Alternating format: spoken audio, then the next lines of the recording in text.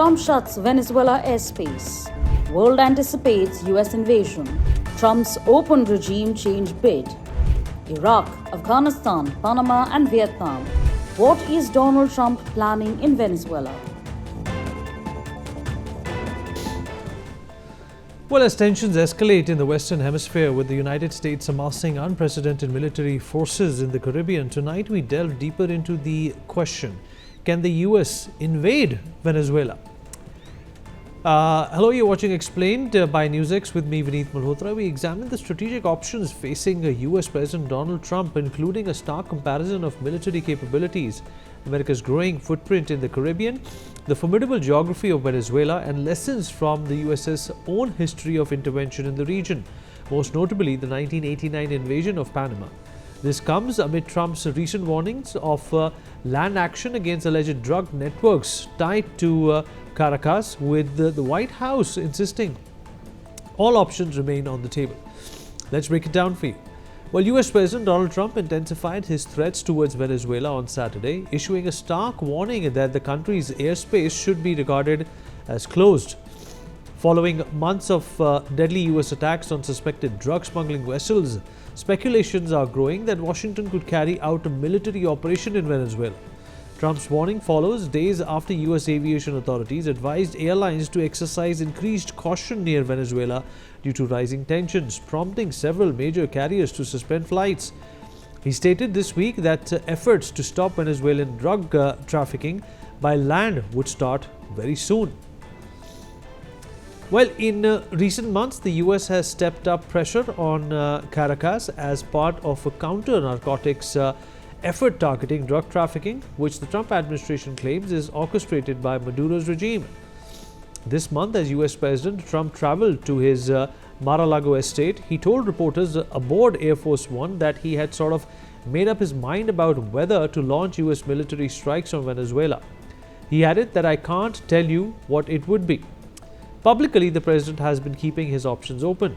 But behind the scenes, some of the most powerful people around him have been trying to persuade to attack Venezuela and remove its president, Nicolas Maduro, in what would be an extraordinary escalation of months-long military buildup in the Caribbean. First, the options before US President Trump. According to sources, the administration is weighing a spectrum of responses to what it calls narco-terrorism from Venezuelan soil. Strikes on drug labs, airstrips and refineries, targeted raids by special forces, or a full-scale invasion to topple President Nicolas Maduro. Trump has authorized CIA operations inside Venezuela and hinted at imminent action, but officials stress no decision is final. Legally, the Justice Department argues current authorization covers sea-based strikes on cartel boats.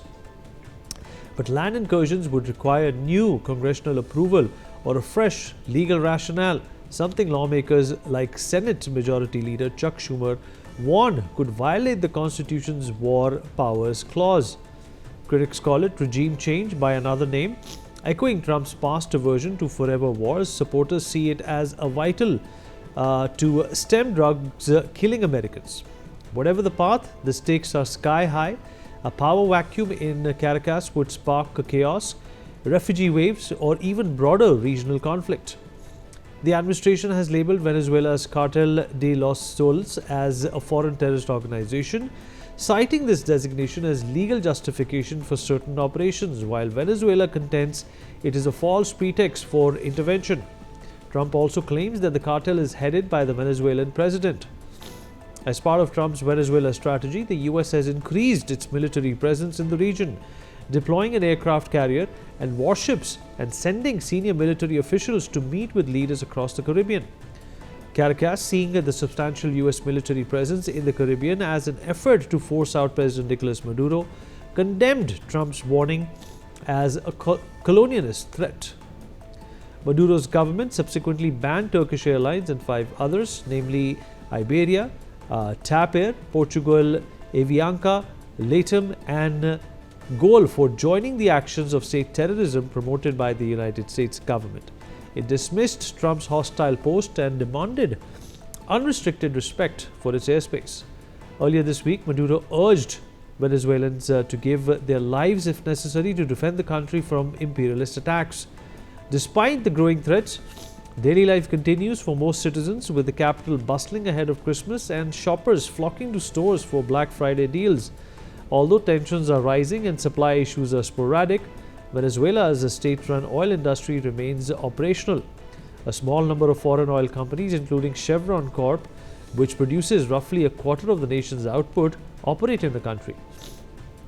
Venezuela's military carried out exercises along its coastal regions, with state TV airing footage of anti-aircraft weapons and other artillery being deployed. It cautioned that the space disruptions would also suspend repatriation flights of Venezuelan migrants from the United States, a central initiative of the Trump administration.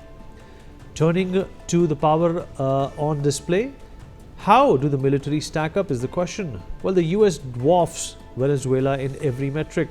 For the latest Global Firepower Index for 2025, America boasts over 1.3 million active troops, 13,000 combat aircraft including stealth fighters and B-2 bombers, and a navy of 440 warships backed by $877 billion worth of defense budget.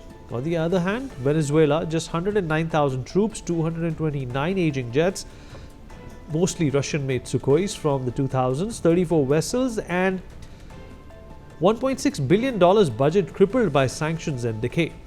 Sources reveal that Venezuelan forces are plagued by desertions, poor training, and rusting gear, more adept at quelling protests than repelling a superpower.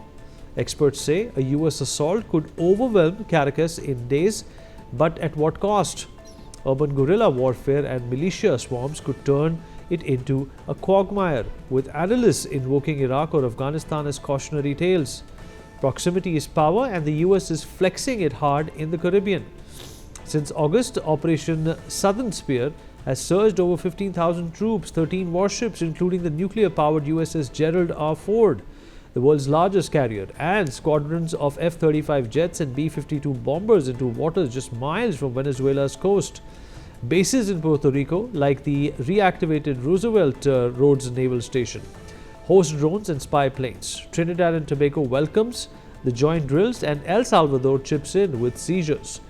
It's the biggest US buildup here since the Cold War, framed as a drug interdiction but laced with regime change whispers. Venezuela is mobilizing 125,000 troops and 8 million claimed militia volunteers along its shores. But with assets like the USS Iwo Jima's Marine Expeditionary Unit parked offshore, America's strike range is unmatched.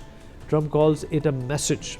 Maduro decries it as imperialist encirclement. Now, the terrain Trump would face Venezuela's geography is a defender's dream, attacker's nightmare. Picture a vast triangular landmass, 916,000 square kilometers, jutting like a thumb into the Caribbean, bordered by Colombia, Brazil, Guyana, and 2,800 kilometers of coastline, pocketed with reefs and swamps. The north hugs the sea with the steeps of the Venezuelan Andes and coastal range, where Caracas perches in as a highland valley 900 meters up, shielded by peaks topping 5,000 meters like Pico Bolivar. Inland, the Orinoco plains stretch as flood-prone llanos, grasslands turning to mud and rains, flanked by the impenetrable Guiana highlands in the southeast, riddled with tepues, jungles, and mighty Orinoco River basin. Angel Falls, the world's highest waterfall, hints at the Amazonian wilds swallowing invaders. Oil-rich Lake Maracaibo in the northwest offers a potential beachhead, but experts warn dense tropics breed ambushes, monsoons ground halos, and porous borders invite Colombian proxies or Brazilian spillovers. Invading here, well, it's Panama on steroids. Logistics are hard for even the mightiest force. The United States has a long and checkered history of intervening directly and indirectly in the politics, economies, and social concerns of Latin American countries, stretching back more than a century from the Monroe Doctrine's 1823 vow to shield America from Europe to over 40 regime changes by 1994. Washington's playbook is interventionist. Banana republics fell to dollar diplomacy in Honduras and Nicaragua. Marines occupied Haiti and the Dominican Republic to collect the debts. The 1954 Guatemala coup ousted a reformer for United Fruit. Chile's 1973 push buried Allende under Pinochet's boot with CIA fingerprints.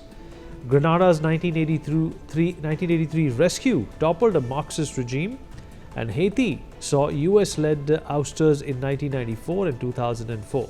And don't forget the Dominican Republic in 1965, where 42,000 troops quashed a civil war. These ops secured canals and propped puppets, but bred resentment, coups and blowback. As one analyst puts it, America's backyard is littered with the ghosts of overreach. Spotlight on Panama, 1989, Operation Just Cause, a blueprint and a warning. It was 1989 and the then military dictator of Panama, Manuel Noriega, much like Venezuela's Nicolas Maduro today, had become public enemy number one in Washington amid allegations that he took millions of dollars to allow drug cartels to operate in his country. The US invasion of Panama led to Noriega's capture and restored democracy to the Central American nation. To some pushing for military action against Maduro, the Panama invasion seems like a model, however imperfect, for what the US is trying to accomplish in Venezuela. Under President George H.W. Bush, 27,000 US troops stormed in December to nab dictator Manuel Noriega, indicted for drugs and money laundering, sparked by a Marine's roadside murder and Panama's sham war declaration. It was swift. Airborne assault seized Panama City in hours. Rangers captured the Rio Hato and tanks rolled through slums. Noriega hid in the Vatican embassy, blasted with rock music till he surrendered, then faced US trial. His trial in 1991 was called the trial of the century by the DEA and eventually saw him found guilty on 8 counts and sentenced to 40 years in jail. Panama in 1989, when the US invasion took place, only had a population of 2.5 million. Venezuela's population today is 28 million.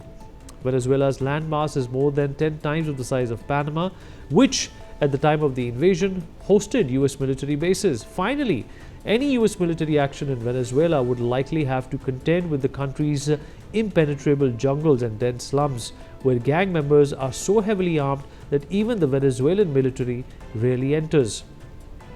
Well, since the anti-narcotics operation started in September, at least 83 people have died in the Caribbean Sea and Eastern Pacific Ocean.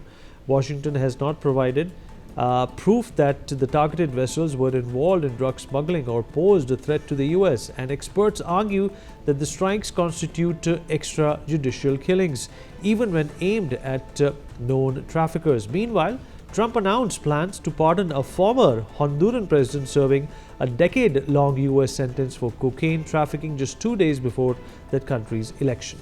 While it remains unclear if the US will put any boots on the ground or even carry out strikes in Venezuela, increasingly it appears that the US will not count on the support of many regional allies. The Panamanian invasion, therefore, offers a template for a swift, relatively painless US military intervention. But while this model worked well for Bush, both in Panama and Kuwait, that does not mean it is guaranteed to work. If Maduro is replaced in Caracas, there is no guarantee that local authorities throughout the country would work with the new government, opening the prospect for civil wars and a violent competition for power and resources. Well, that's all for today. Thank you for watching Explained. Trump shuts Venezuela airspace.